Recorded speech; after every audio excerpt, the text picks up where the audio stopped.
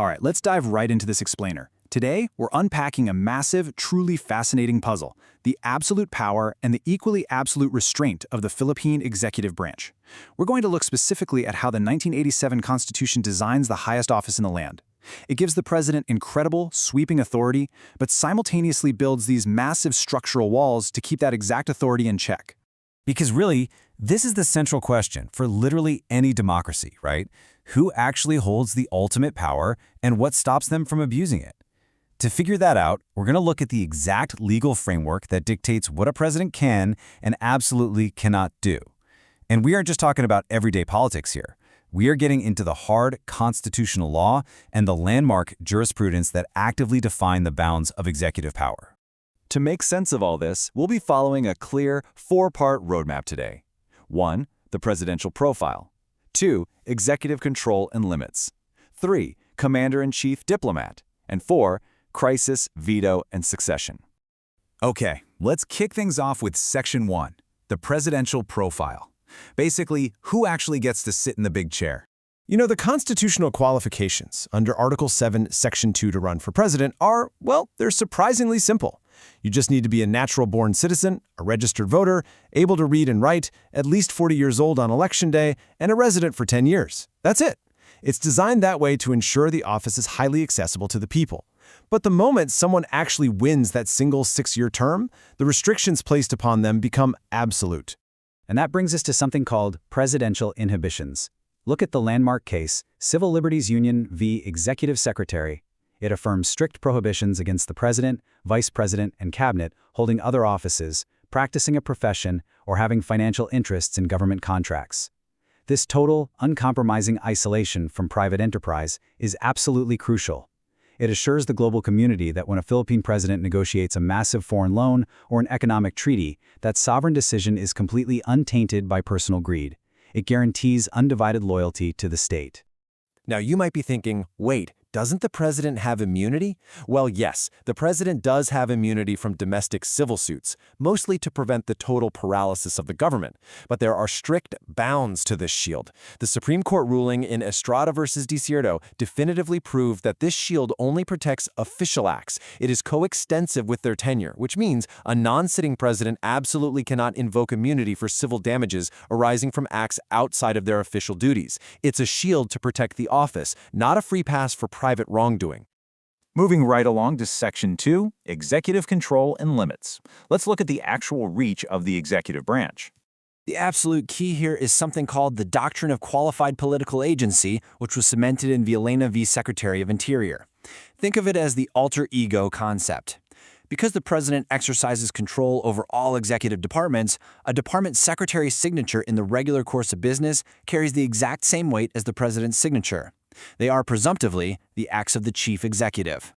To put that into perspective, this matters hugely both at home and globally. Domestically, a secretary directs a local bureau, acting as the president's alter ego. Simple enough. But internationally, if the Secretary of Finance signs a multilateral loan, their representation binds the entire Philippine state under international law through the principle of ostensible authority. So, that domestic chain of command directly and heavily impacts global governance. But hold on, the power to appoint these vital secretaries isn't a blank check. There's a massive restriction known as the midnight appointments ban. This strictly prohibits the president from making appointments 2 months immediately before the next presidential election, right up to the end of their term. As established in Itona v. Castillo, this rule exists to stop outgoing presidents from abusing their power with mass caretaker appointments that could totally sabotage the incoming administration. Now, here's where it gets really interesting. The Supreme Court actually drew a hard line on this ban.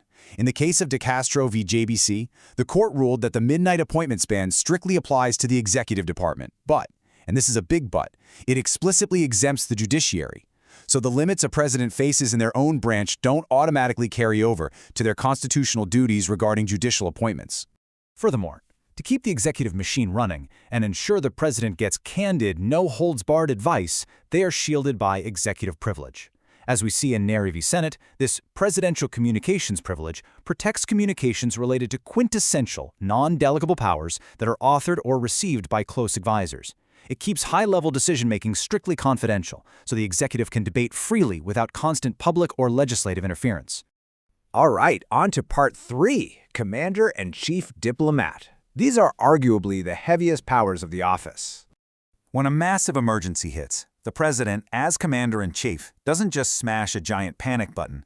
They wield a graduated three-step power response. Step 1 is calling out the armed forces. Step 2 escalates things by suspending the privilege of the writ of habeas corpus, but that's capped at a maximum of 60 days.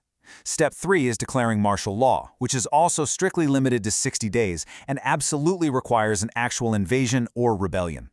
These constraints are so vital. They prevent the subversion of civilian supremacy and ensure compliance with international human rights standards during emergencies. And there is a major judicial check on this ultimate military power. If the president declares martial law, the Supreme Court can step in to review it. However, and the ruling in Logmen v. Medialdea makes this very clear, the court's review is limited only to the sufficiency of the factual basis available to the president at that exact time. They aren't grading the president with the benefit of hindsight, they're strictly evaluating what the president knew right when that tough call was made. Stepping away from the military for a second, let's talk about the world stage. As affirmed in Pimentel v. Executive Secretary, the president stands alone here. They hold the exclusive prerogative to act as the sole organ of the country in external relations. They are quite literally the chief architect of Philippine foreign policy, calling the shots on how the state interacts with the rest of the globe. But wait, as powerful as the chief diplomat is, they can't just bind the country to hard law all on their own.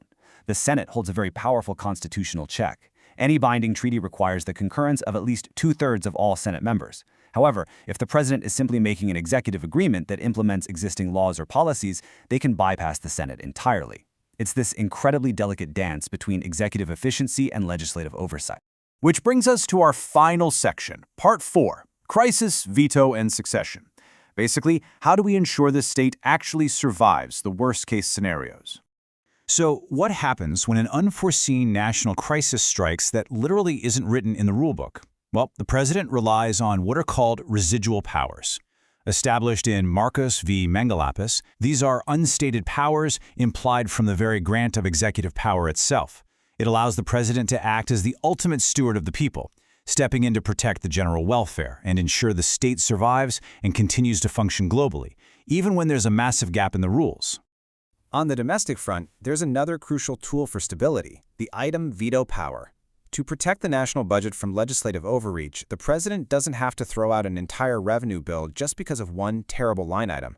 Through the doctrine of inappropriate provision, the president can surgically remove specific, inappropriate riders without vetoing the whole law. It keeps the government funded while keeping the legislature in check. But, we have to ask, what if the absolute worst happens? What if the presidential seat becomes entirely empty? The Constitution is ready for this, laying out specific causes for succession. If a president-elect fails to qualify, or if there's a sudden vacancy during the term due to death, permanent disability, removal from office, or resignation. The rules here are incredibly rigid, cascading perfectly down to the vice president. If a vacancy happens during the term, the transition is immediate. The vice president elevates for the unexpired term. And this isn't just about keeping the peace at home. It is absolutely vital to assure the international community that Philippine diplomatic missions, financial obligations, and treaty commitments remain totally unbroken despite a sudden leadership shock. The state must endure.